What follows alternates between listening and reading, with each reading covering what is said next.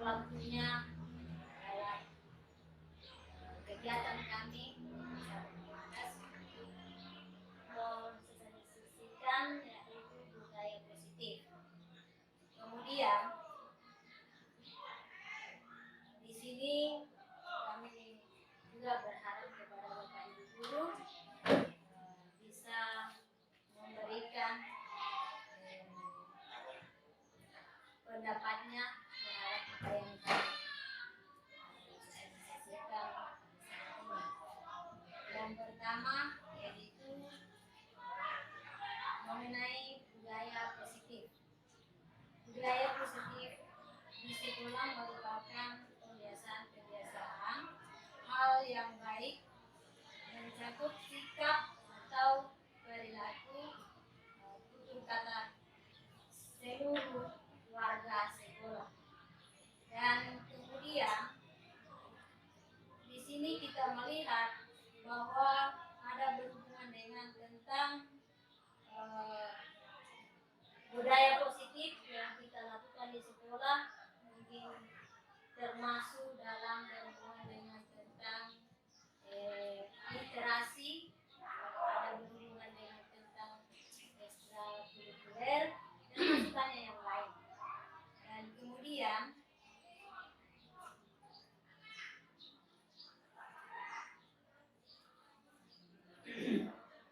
kemudian di situ juga ada berhubungan dengan tentang konsep inti budaya positif, termasuk di dalamnya ada perubahan paradigma belajar, kemudian disiplin positif, nilai-nilai kebajikan, keutuhan dasar manusia, motivasi perilaku manusia, posisi kontrol guru, keyakinan kelas, segitiga restitusi.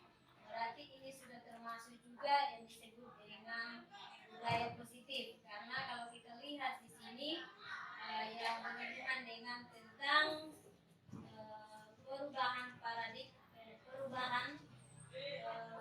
paradigma belajar, yaitu setiap individu melalui mulai dari yang terkecil sampai pada diri kita dapat mengubah perilaku setiap siswa yang ada di sekolah. Kemudian yang berikut ada disiplin positif, mungkin tidak perlu saya jelaskan satu persatu karena mungkin kita juga sudah mengetahui apa yang dimaksud dari beberapa konsep inti budaya positif di sini. Berarti ada 8. Mungkin saya tidak perlu dijelaskan, tetapi mengingatkan kembali bahwa budaya positif ini berarti ada 8 yang terdapat di dalamnya yang bisa kita praktekkan dalam atau di sekolah kita di sini. Kemudian di situ ada pertanyaan yang berhubungan dengan tentang hukuman dapat disiplinkan anak. Di sini apakah kita setuju atau tidak setuju memberikan hukuman kepada siswa untuk disiplinkan? Yang berhubungan dengan tentang kedisiplinan, apakah kita setuju atau tidak setuju yang memberikan hukuman terhadap siswa?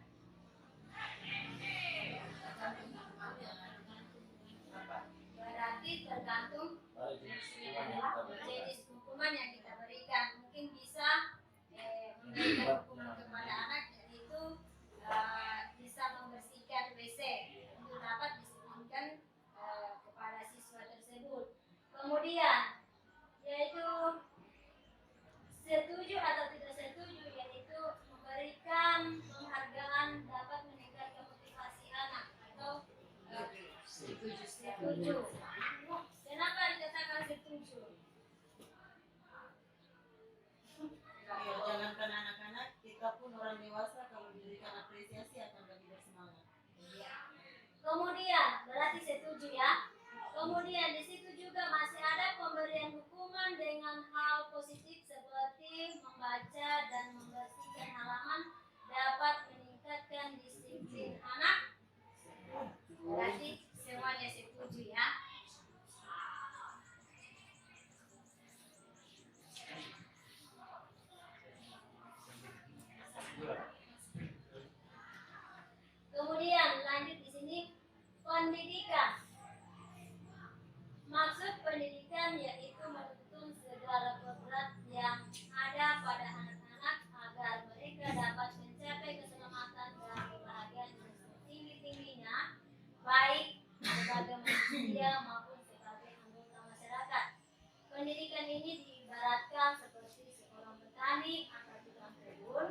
dan murid adalah benih tanaman yang ditabur petani di lahan sekolah. Ya.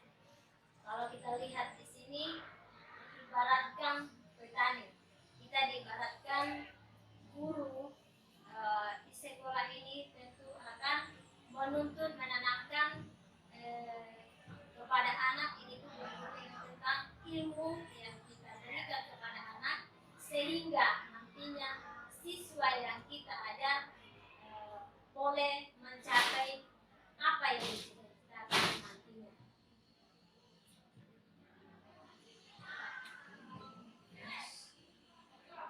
Kemudian pembelajaran dengan paradigma baru. Di sini pembelajaran dengan paradigma baru merupakan pembelajaran yang dirancang berdasarkan prinsip pembelajaran berdiferensiasi sehingga para peserta didik belajar sesuai kebutuhannya berdasarkan tahap perkembangan sesuai teori psikologi modern untuk mewujudkan profil belajar Pancasila. Kalau kita lihat di sini karena berhubungan dengan berdiferensiasi, tentu kita dalam pembelajaran ini merancang apa yang bisa memotivasi kepada siswa untuk mengikuti dalam setiap pelajaran yang kita berikan kepada siswa dan merancang bagaimana supaya ada motivasi siswa ini untuk ingin mengetahui apa yang kita pelajari, apa yang kita berikan kepada siswa, sehingga dapat mewujudkan yaitu profil belajar Pancasila.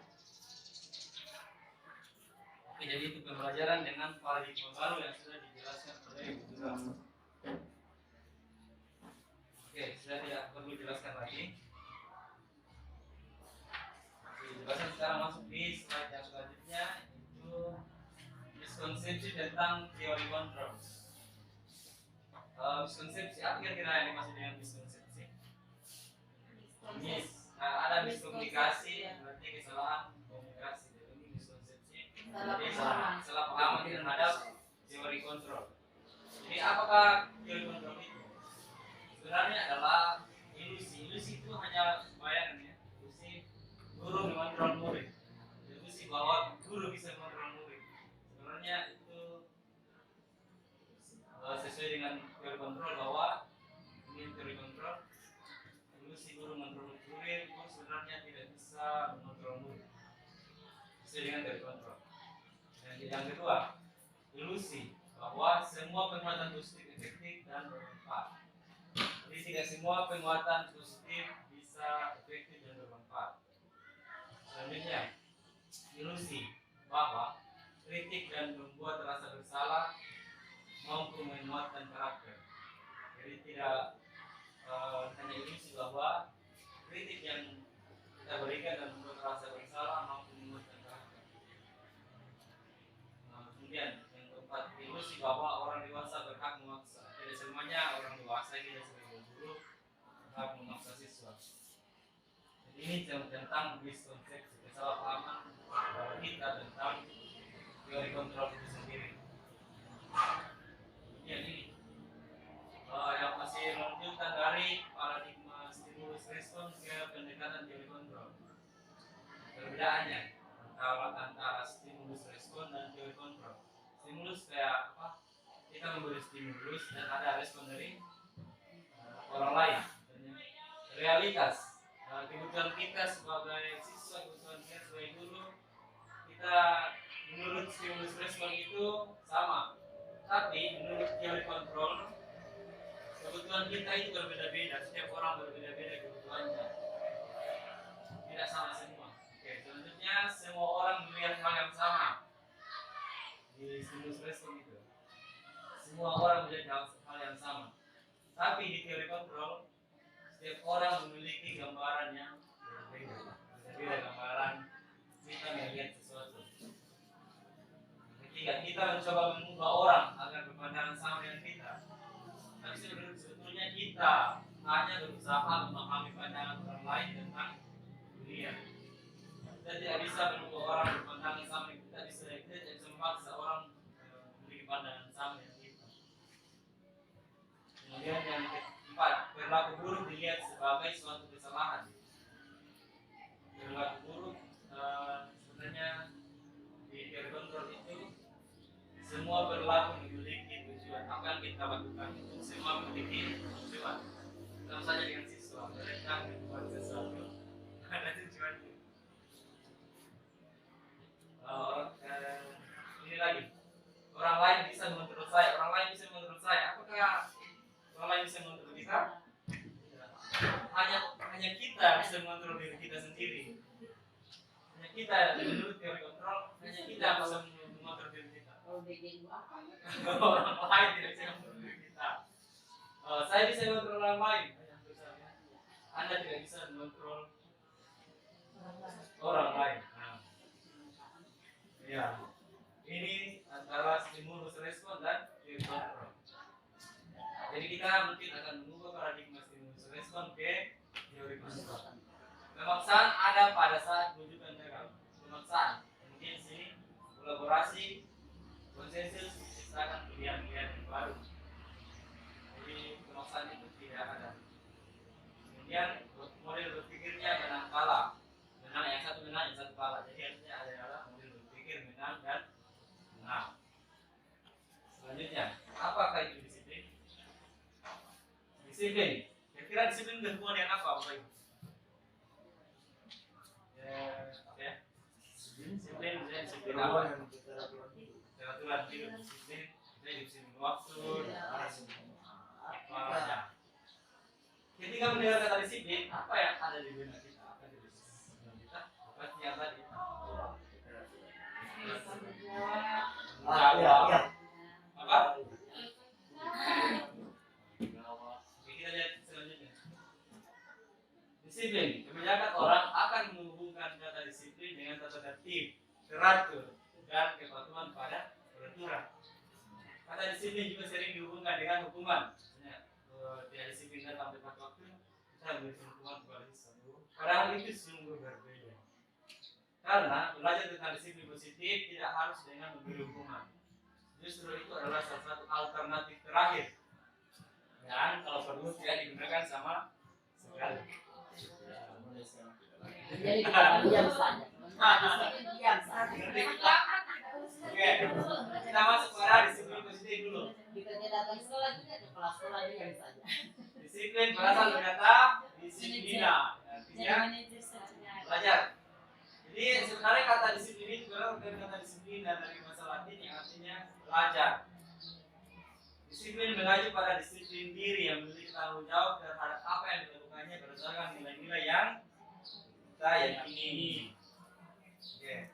Kemudian yang kedua, disiplin positif merupakan salah satu cara penerapan disiplin yang bertujuan untuk menumbuhkan kesadaran serta memberdayakan murid tanpa membalas penghargaan, ancaman dan hukuman. Dalam disiplin positif sebenarnya tanpa imbalan, penghargaan, ancaman dan hukuman kita berikan kepada.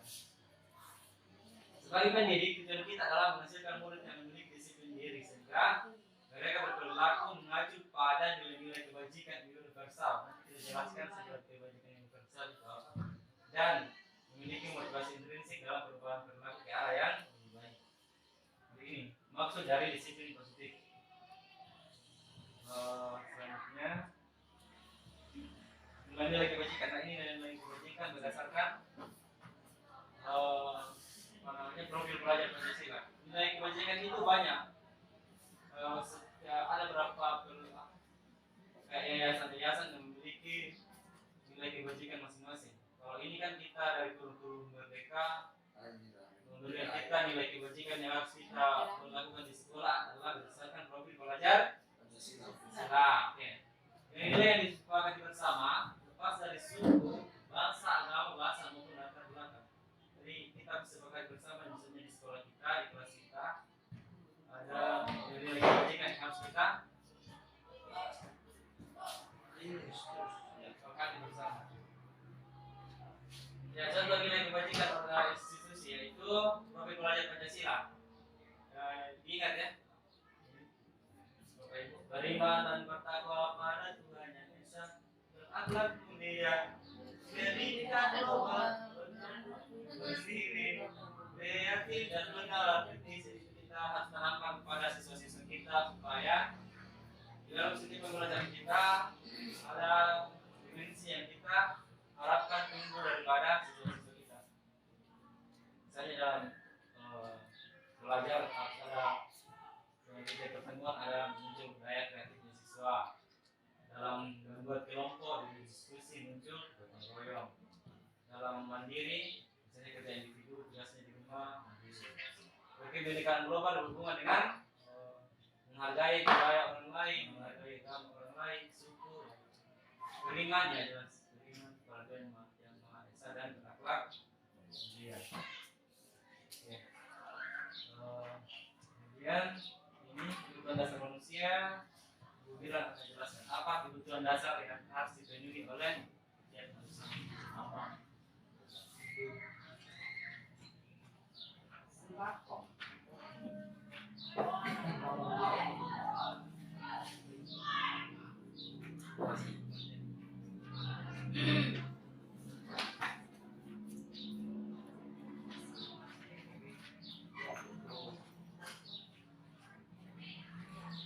Di sini ada kebutuhan dasar manusia.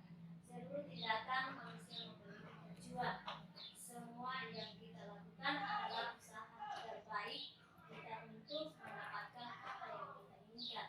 Ketika kita mendapatkan apa yang kita inginkan, sebetulnya saat itu kita sedang memenuhi satu atau lebih dari satu kebutuhan dasar kita. Di sini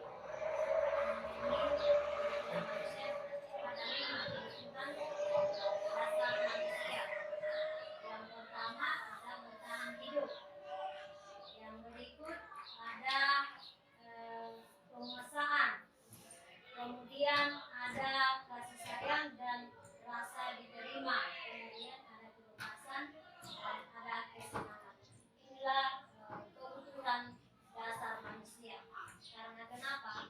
Kalau kita tidak jalankan semuanya ini, pasti kita punya mungkin yang pertama adalah bertahan hidup, kan ini berhubungan dengan tentang bernapas, apalagi mungkin makanan, minuman. Begitu juga dengan kasih sayang, ya, kasih sayang apa saja yang kita butuhkan. Ada mungkin kasih sayang dari saudara, dari orang tua, suami istri, anak dan lain sebagainya. Begitu juga dengan kebebasan. Kebebasan dalam bentuk apa? Coba, kira-kira apa? Kebebasan. Kebebasan. Yaitu bisa berpendapat apa lagi? Kebebasan hidup. Bebas.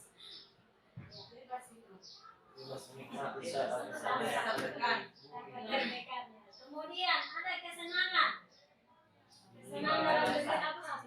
Ya, kesenangan, liburan, belanja, shopping. Dan lain sebagainya. Bagaimana kita mau shopping kalau lagi kasih duit? Kemudian yang berikutnya. Di sini motivasi perilaku manusia. Ada di situ menghindari ketidaknyamanan atau hukuman.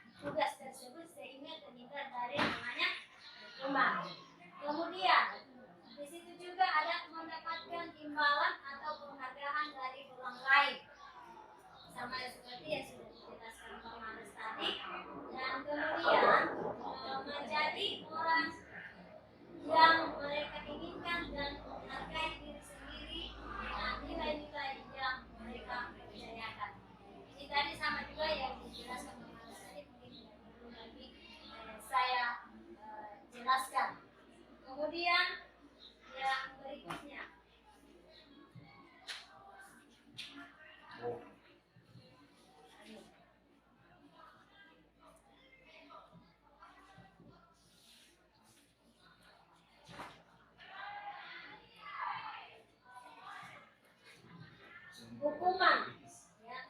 Hukuman tidak berencana atau tiba-tiba. Murid tidak tahu apa yang akan terjadi atau tidak dilibatkan. Kemudian bersifat satu arah.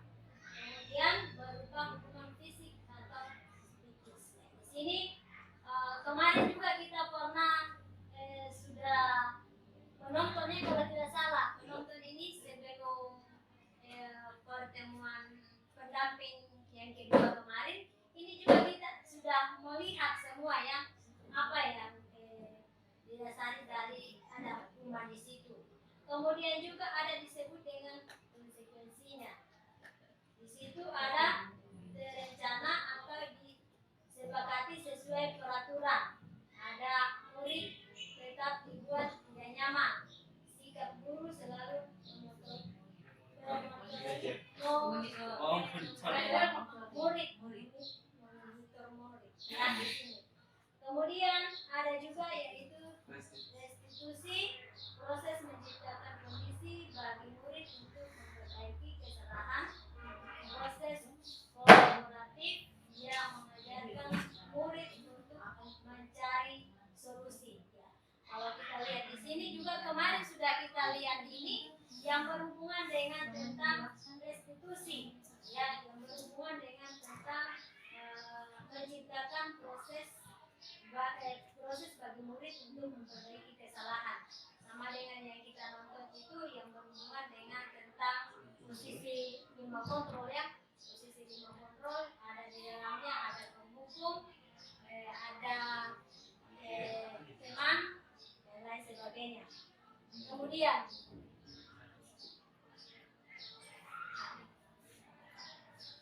kita lagi kami ganti-gantian. Jadi tadi itu adalah ada hukuman. Hukuman itu kita berikan secara tiba-tiba kepada siswa. Misalnya mereka terlambat, langsung dikasih hukuman. Berbeda dengan konsekuensi. Kalau konsekuensi itu kita sudah rencanakan, sudah disepakati bersama. Misalnya dalam kelas terlambat siswa masuk 5 menit, dikasih apa? Apakah dikasih suruh berdiri apa? Kemudian restitusi itu berhubungan dengan sudah dijelaskan itu.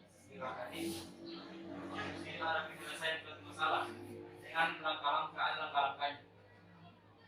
Nah, di sini ada, dan kita akan menentukan kira-kira kita lihat ini ada beberapa pertanyaan, apakah dia hukuman atau konsekuensi. Jadi kita misalnya yang pertama mencatat 100 hal yang sering rusak dia. Mencatat 100 kali di dalam buku kalimat saya tidak akan terlambat lagi karena terlambat sekolah. Begitu termasuk hukuman atau konsekuensi? Hukuman. Sebenarnya itu adalah hukuman, karena hukuman itu berarti kita membebani siswa hal yang sangat banyak. Terlalu banyak hal yang intinya hukuman ini terlalu tidak sesuai dengan yang dia lakukan dengan yang kita berikan. Kemudian ini. Kemudian yang kedua, lari ngelihat lapangan pasir 2 kali karena terlambat sekolah. Ya, itu termasuk hukuman siapa ya? Hukuman. Ini yang ketiga, membersihkan coretan yang dibuatnya di meja tulis. Membersihkan coretan. Kita menyuruh guru membersihkan. Sebenarnya itu harus membersihkan dong. Itu adalah konsekuensi. Jadi sebenarnya beda hukuman dan murid minta push up 15 kali karena tidak menggunakan masker ke sekolah. 15 kali hukuman. Menggantikan kertas tugas teman yang telah dicoret-coret. Menggantikan. Konsekuensinya adalah karena dia mencoret kertas teman, konsekuensinya mengganti. Berjemur di lapangan basket pukul 12 ya, karena ngobrol dengan teman. Cuma ngobrol dengan teman langsung dijemur dulu. Ya, itulah hukuman. Murid diminta bertanya kaki sebanyak kali karena tidak menggunakan sepatu warna hitam. Kalau sini tidak ada itu. Ini hukuman ya. Berdiri di depan kelas sambil mengangkat kaki satu. Hukuman. Membersihkan tumpahan air karena konsekuensi. kehilangan 10 menit jam istirahat untuk mengerjakan tugas karena terlambat datang dan tertinggal pembelajaran. Ya, konsekuensi. Sesuai ya 10 menit terlambat, maka Ya. dia kehilangan 10 menit jam istirahat. Duduk di bangku di pinggir lapangan pada jam istirahat. Tidak diizinkan bermain oleh guru piket karena mencederai teman saat bermain di lapangan. Kalau karena mencederai teman, maka dia dikasih konsekuensi. Dia tidak dapat jam istirahat. Dia tidak dapat jam istirahat karena mencederai teman. Konsekuensinya dia harus duduk di pinggir lapangan. Kalau saya hukuman. Bagaimana kak? Kita lihat lagi. Duduk di Lapangan pada jam istirahat bermain. Cuma tidak diizinkan bermain, cuma dulu bisa di bawah pohon apa. Tapi itu dia Ya, nanti kita ada cuma ada yang bilang hukuman, ada yang bilang konsekuensi. Selanjutnya, terlambat hadir pembelajaran di daring 15 menit dan kita tinggal 15 menit sama yang tadi. Ini konsekuensi. Kalau mengunjungi lapangan basket 2 kali, terlambat 10 menit. Hukuman atau konsekuensi? Nanti dia mau mengikuti pelajaran PJOK. Jadi sekalian itu adalah pemanasan. Sekalian pemanasan jadi konsekuensi. Kalau misalnya gurunya sudah menyepakati maka dia ada konsekuensi. Membersihkan misi sekolah ada konsekuensi. Jadi kita sudah tahu apa itu hukuman dan konsekuensi.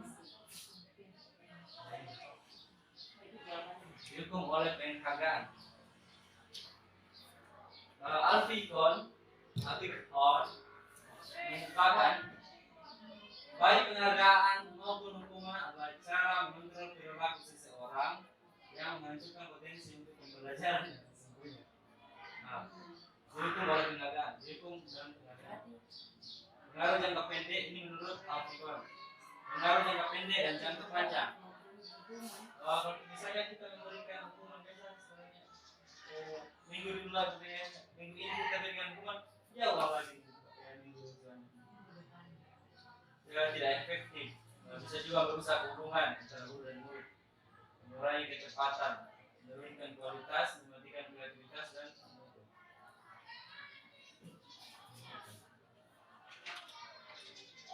Institusi. Proses menciptakan kondisi bagi murid yang sudah dijelaskan Ibu Mira tadi adalah proses menciptakan kondisi bagi murid untuk memperbaiki kesalahan mereka sehingga mereka bisa kembali pada kelompok mereka dengan karakter yang lebih kuat. Restitusi merupakan pendekatan untuk menciptakan disiplin positif. Ya, tadi kita sudah menjelaskan disiplin positif, jadi restitusi tadi adalah menciptakan kondisi bagi murid untuk memperbaiki kesalahan mereka. Di sini adalah bukan untuk menembus kesalahan, namun untuk belajar dari kesalahan, memperbaiki hubungan, tawaran bukan paksaan, menuntun murid untuk melihat ke dalam diri, mencari kebutuhan dasar yang mendasari tindakan, cara yang paling baik, fokus pada karakter bukan tindakan, menguatkan, fokus pada solusi, mengembalikan murid yang berbuat salah pada kelompoknya. Jadi perbedaannya yang tadi dihukum dan restitusi. Oke, itu saja. Ini posisi kontrol. Ini yang sudah kita lihat kemarin. Posisi kontrol guru. Sudah jelas ya, kita sudah lihat videonya kemarin. Ada pendukung, membuat merasa bersalah, teman, pemantau dan ujian. Bilang berikan jangan sekali.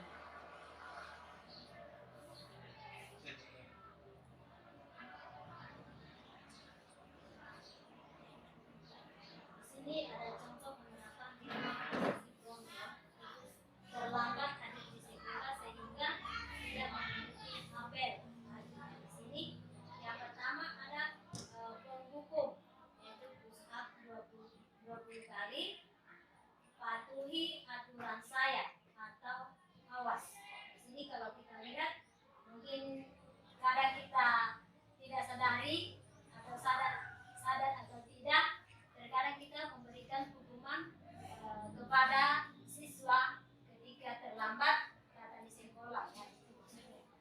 Kemudian di situ juga ada membuat rasa bersalah. Ya, di sini ibu sangat kecewa sekali dengan kamu. Berapa kali ibu harus memberi tahu kamu, ya, karena ini berhubungan dengan tentang kekecewaan ketika mungkin memberikan pelajaran atau memberikan contoh di dalam kelas, tetapi anak itu tidak mendengarkan sehingga ibu guru itu terkadang kecewa. Kadang juga kita kita laksanakan di kelas, ya. Terkadang kita ketika menjelaskan di depan, terkadang ada siswa-siswa yang mungkin bermain, sehingga terkadang kita ada rasa kecewa. Kita sudah capek-capek menjelaskan, kita sudah capek-capek bicara, tetapi mereka tidak mendengarkan apa yang kita sampaikan. Kemudian ada juga berhubungan dengan teman. Kita sebagai guru, ya, di sini tentu saya ulangi, teman, ayo dong, jangan lambat lagi, tolong bantu demi ibu, ya. Berarti itu termasuk dalam posisi teman. Maksudnya kalau kita terkadang kita dekat dengan siswa, ya. Maksudnya dekat dengan siswa, terkadang kita seakan-akan posisi teman berbicara yang di sini, ayo dong, jangan lambat lagi. Jadi kita seakan-akan berteman dengan siswa. Kemudian di sini masih ada yaitu pemantau. Kamu sudah melanggar peraturan sekolah.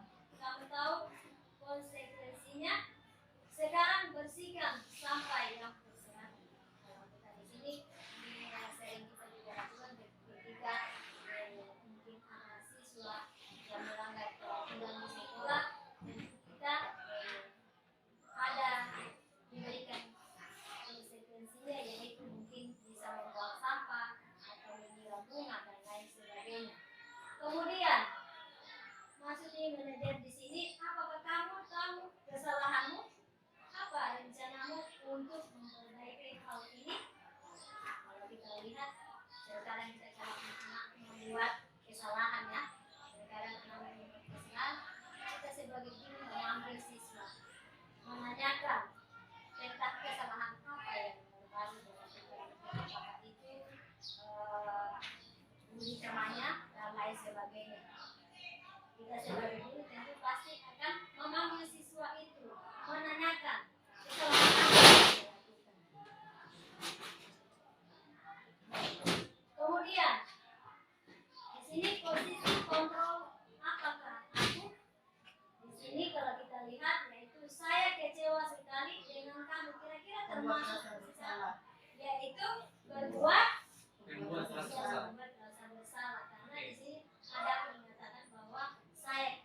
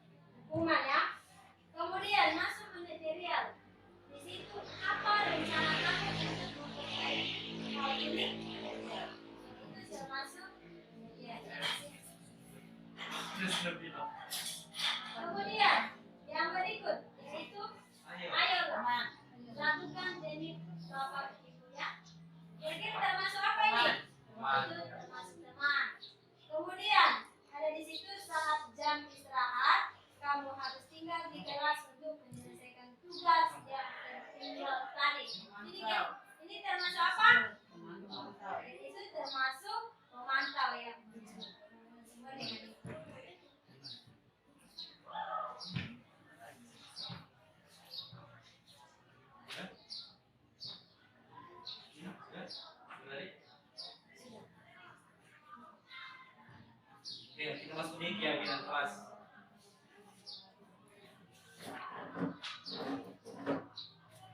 Kira apa itu keyakinan kelas? Hal-hal yang kita sepakati dalam kelas. Ia berbeda dengan peraturannya. Mengapa keyakinan kelas bukan peraturan kelas?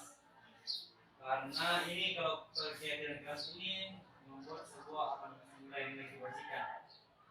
Kalau peraturan kan mengharuskan kita, semua mengharuskan, tapi ini dalam bentuk kata-kata saja. Kalau keyakinan kelas ada dalam bentuk kayak ada sifat yang harus diambil dari situ. Nilai-nilai kebajikan seperti yang tadi nilai-nilai kebajikan dari profil pelajar Pancasila. Jadi jelaskan nanti apa itu diambil dari situ. Nilai apa yang timbul dari peraturan tersebut. Misalnya kalau kita memakai helm, ini apa itu?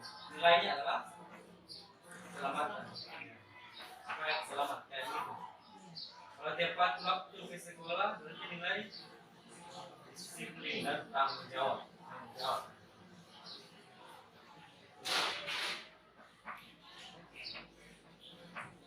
Peraturan keyakinan kelas. Jadi di awal semester kita sebut keyakinan kelas pada siswa. Misalnya keyakinan kelas itu bersifat abstrak.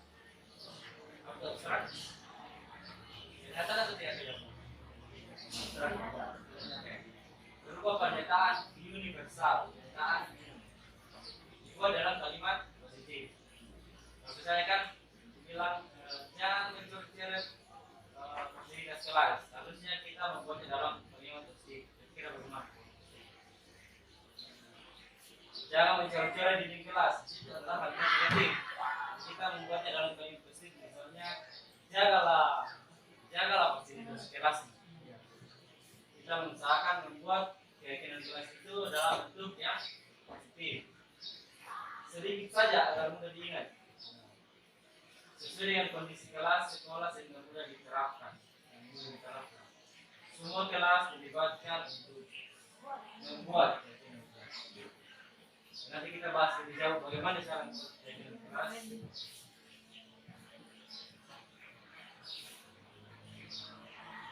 Ini segitiga restitusi ya, itu yang tadi kan ada restitusi tadi untuk mengembalikan siswa ke kelompoknya. Nah, dalam menjalankan segitiga restitusi ada kalau siswa membuat kesalahan itu sering kita lakukan sebenarnya. Yang pertama adalah menstabilkan identitas dulu. Dasarnya itu menstabilkan identitas. Lalu memvalidasi tindakan yang salah dan menanyakan keyakinan. Menanyakan keyakinan berasal dari keyakinan kelas yang sudah kita buat. Sudah membuat keyakinan kelas, maka di segi tiga yang sisi ini, maka di sini kita menanyakan keyakinan.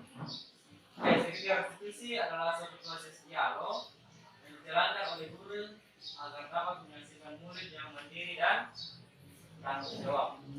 Langkah-langkah yang kita lakukan dalam menjalankan segitiga restitusi yaitu yang pertama, menstabilkan identitas. Berdasarkan prinsip membuat kesalahan adalah bagian dari proses pembelajaran. Itu yang kita bilang tadi bahwa setiap tindakan yang kita buat ada tujuannya. Jadi di sini kita tanya pada siswa apa yang tidak seperti dengan proyeknya. Berbuat salah itu tidak apa-apa. Berbuat salah itu tidak apa-apa. Tidak ada manusia yang sempurna. Saya juga pernah berbuat kesalahan seperti itu. Kita bisa selesaikan ini. Bapak Ibu tidak tertarik mencari siapa yang salah, tetapi mencari solusi dari masalah ini. Kau pernah merasa bersalah? Apa kamu sedang menjadi teman yang baik buat dirimu sendiri? Jadi ini kata-kata seperti ini mungkin yang bisa kita katakan saat menstabilkan identitas. Langkah kedua adalah validasi tindakan yang salah. Berdasarkan prinsip setiap perilaku berupaya memenuhi suatu kebutuhan dasar tadi sudah dijelaskan ada 5 ya. Di tahap ini kita cari siswa kira-kira dia mau melakukan itu karena mendasari apa? tujuan. Kau pasti punya alasan kenapa melakukan itu. Berkelahi misalnya siswa. Apa dia alasan itu dengan melakukan itu? Padahal kamu bisa melakukan yang lebih buruk dari ini. Kamu pasti punya alasan mengapa melakukan itu. Kamu patut bangga pada dirimu sendiri karena kamu telah melindungi sesuatu yang penting buatmu.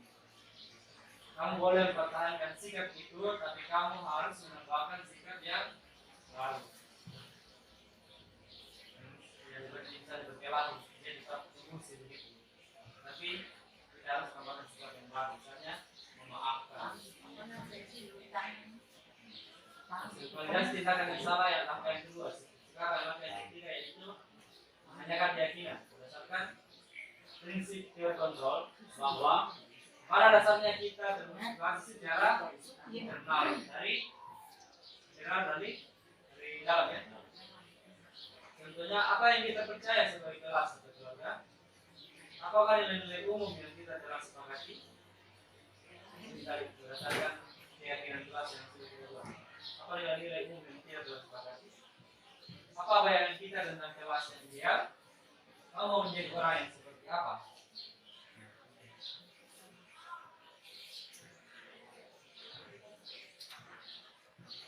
Ini langkah-langkah dari penerapan segitiga restitusi. Nah, jujur lah.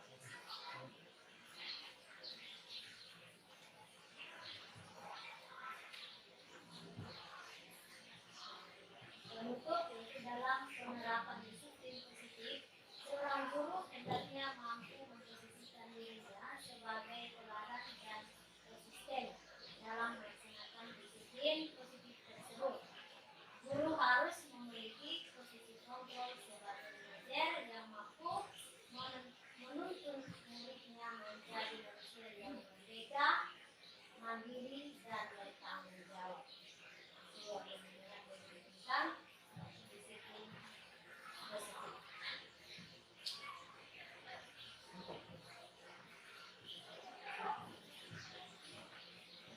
Demikian dari pemaparan kami yaitu ilmuwan yang tentang budaya positif. Saya juga sudah lihat, mudah-mudahan kita bisa terapkan dengan budaya positif dan keyakinan kelas. Terima kasih juga sudah memberikan waktunya. Mungkin walaupun masih ada tugas kita di kelas, tetapi karena dukungan Bapak Ibu Guru boleh meluangkan waktunya di hari kegiatan ini. Kami ucapkan banyak terima kasih dan selamat siang. Siap. Tangguh.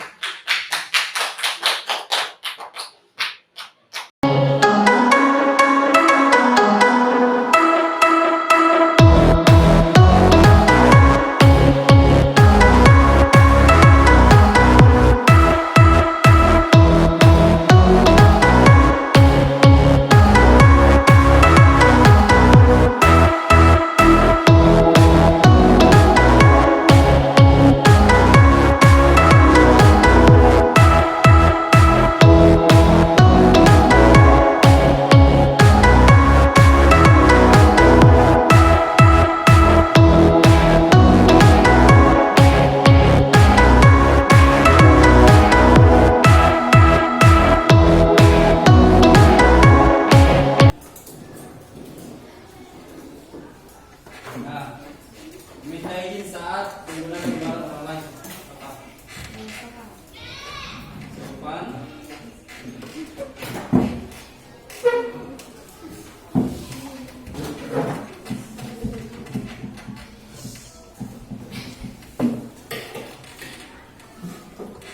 Apa lagi?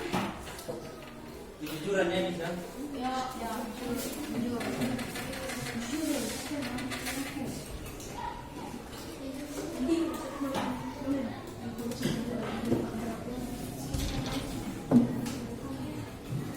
Ada juga ini menghargai orang lain dalam. Kalau kita mencuri barang orang lain, kita tidak hargai dirinya, tidak menghargai barang orang lain. Menghargai milik, oh ini menghargai milik orang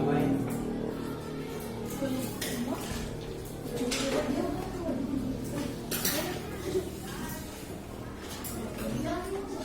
lagi? Ini ketertiban dalam berpakaian. Halo. Berarti ketertiban dalam berpakaian berarti disiplin.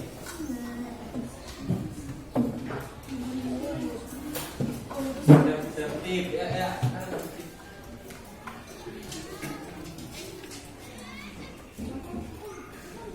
Berapa? 6. Ketertiban, tertib.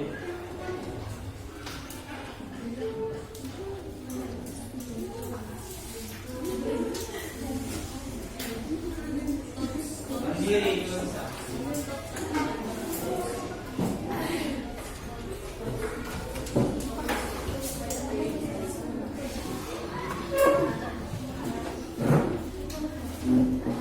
Nomor 7, kerjakan tugas yang diberikan. Apa? Kerjakan tugas, disiplin dan tanggung jawab.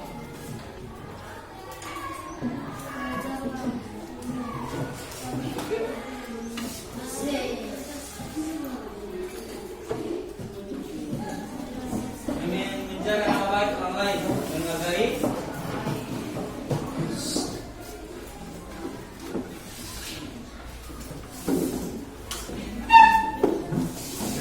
dan ada lagi. Kenapa kak? Valentino bersih. Hargai, apa lagi? Apa jawaban tadi? Valentino. Nomor 8. Menghargai dan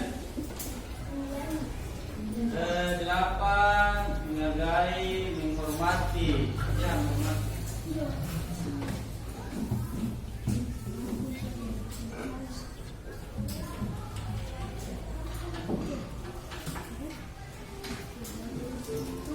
Firman.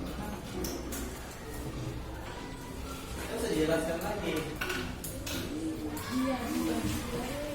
Jangan berarti sopan di situ ada atau tidak? Jangan sopan. Ada ya? Cepat datang sekolah apa? Tertiban dan disiplin. Disiplin dan disiplin.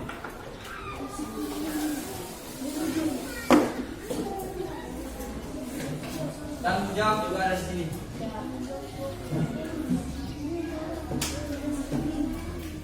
Kesopanan tidak ya? Saling menghargai selama teman. Sopan dan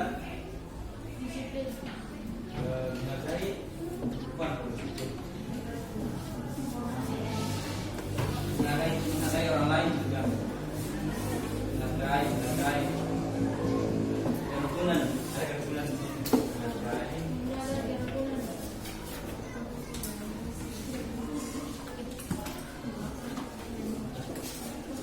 Menghargai, sopan. Bisa, sopan bisa? Sopan.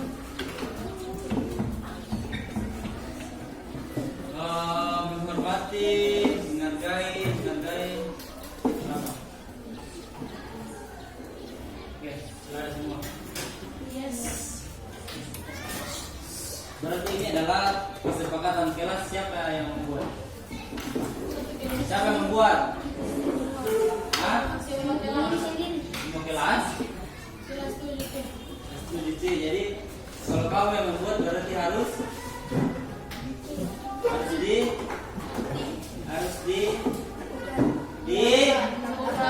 bukan dengan sepenuh hati dan sepenuh jiwa, sepenuh rasa.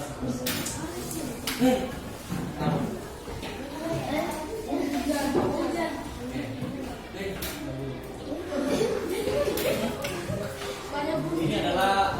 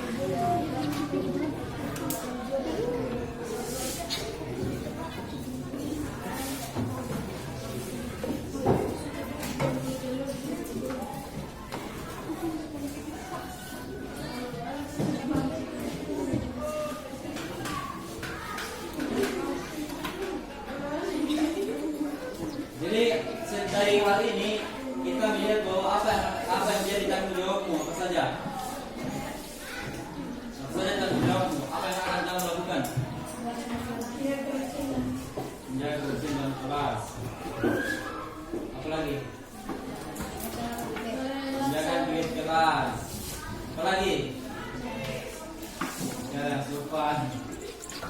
Oke, harus kamu lakukan semua ini supaya kelas menjadi apa?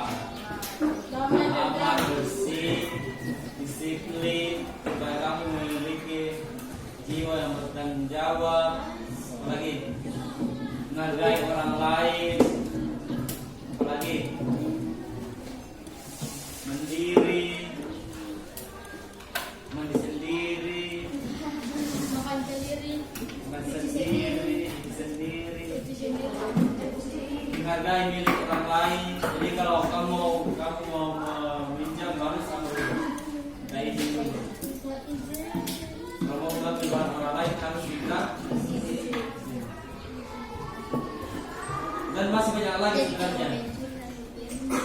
Masih banyak lagi tapi ini saja yang kita akan sepakati. Apakah kamu sepakat atau tidak? Kalau dilanggar apa sanksinya? Denda. Tergantung dari jelas lagi. Yang pertama pasti ada ditegur dulu. Jangan melakukan seperti itu. Apalagi berikan sanksi. Sanksinya apa? Terus. Satu lari lapangan. Oh, satu sekali. Bisa ada kuat satu sekali. Yakin. Baru 30 kamu sudah pingsan. Kamu coba, saya mau lihat kamu pingsan. Rio maksudnya Rio. Dia bilang dia angkat kan? Tiada kan kamu ceritanya kamu melanggar peraturan ini makanya dikasih hukuman. Kenapa dikasih uang lagi?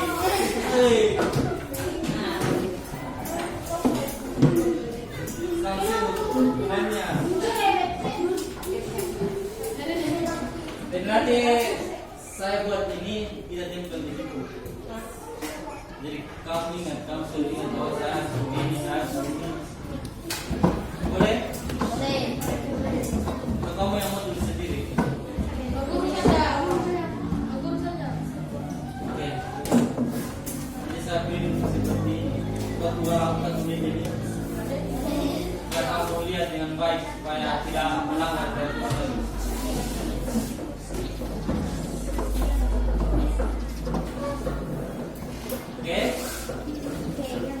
Oke, jadi kita tulis dulu. Nah, saya tidak ada, saya akan tulis dulu.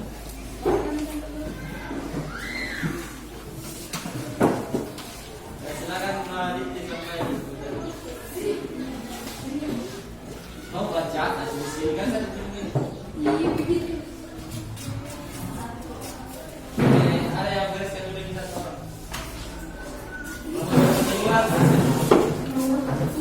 Baru yang lain bacakan saya. Nomor 1 adalah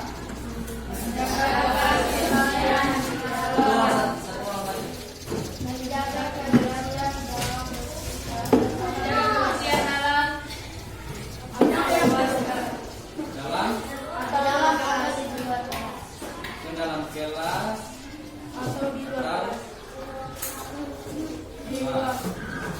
lagi tidak bosan setelah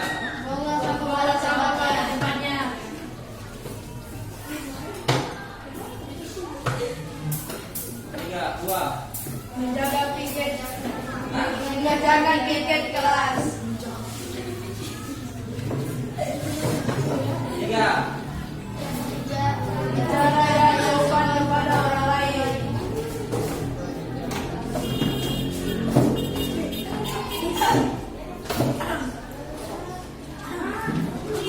4 Tertiblah saat belajar. Tertiblah saat belajar.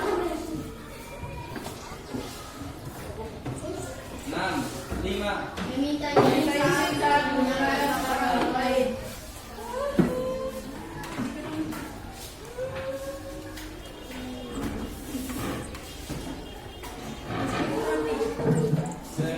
6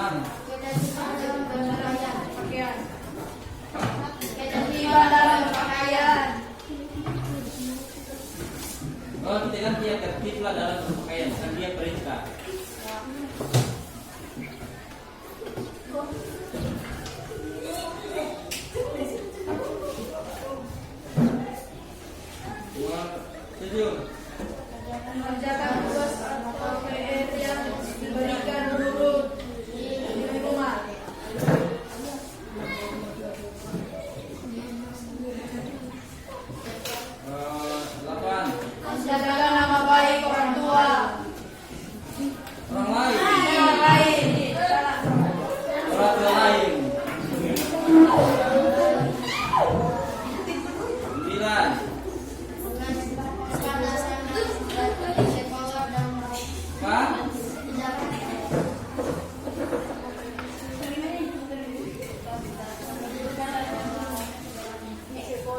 Apa?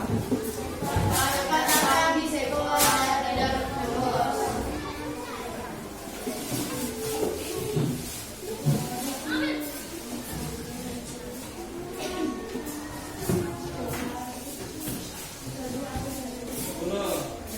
Saling berbagi selamat teman-teman.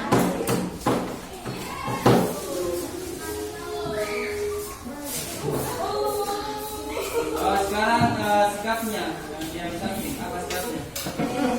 Tanggung jawab rajin. Rajin. Apa? Apa? Tanggung jawab rajin. Kerjasama keluarga. Sama-sama gotong royong.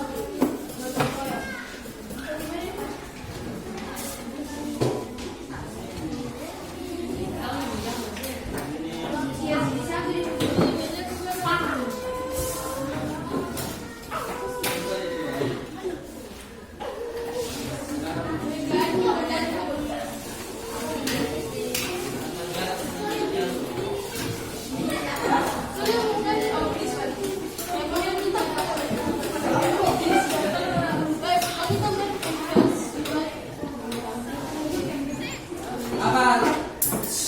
Saya pecahkan nanti tuh kalau apa lagi? Berdua apa sikapnya? Tanggung jawab. Sama rajin. Sama rajin.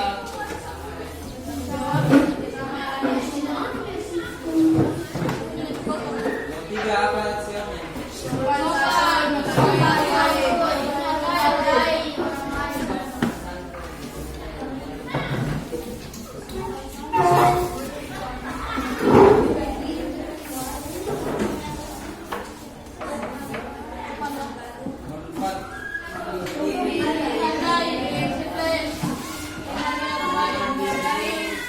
Disiplin.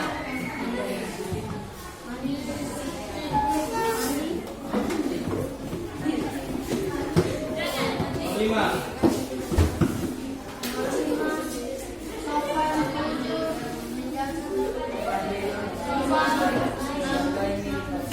Nama baik orang lain.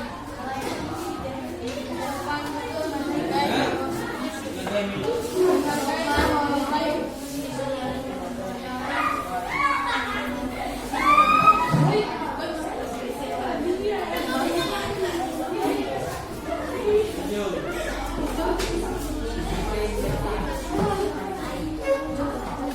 Disiplin, tanggung jawab.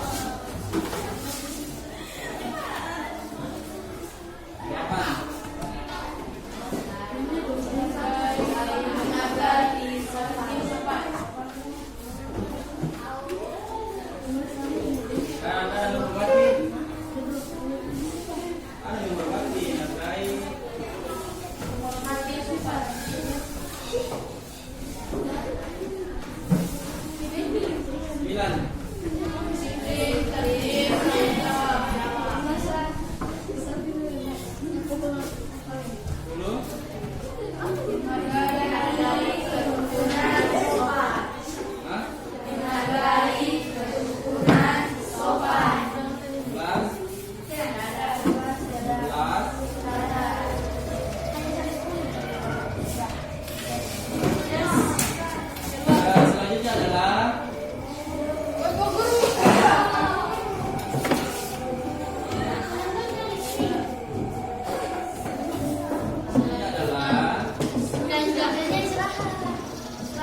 tunggu dulu, ambilkan apa saya dulu. Tunggu kita tunggu dulu. Sudah dulu kan dibuka tadi. Oke, jadi demikianlah apa namanya kita membuat keyakinan kelas. Jadi kamu harus apa? Melaksanakannya di dalam kelas. Kalau nanti tidak dilakukan berarti ada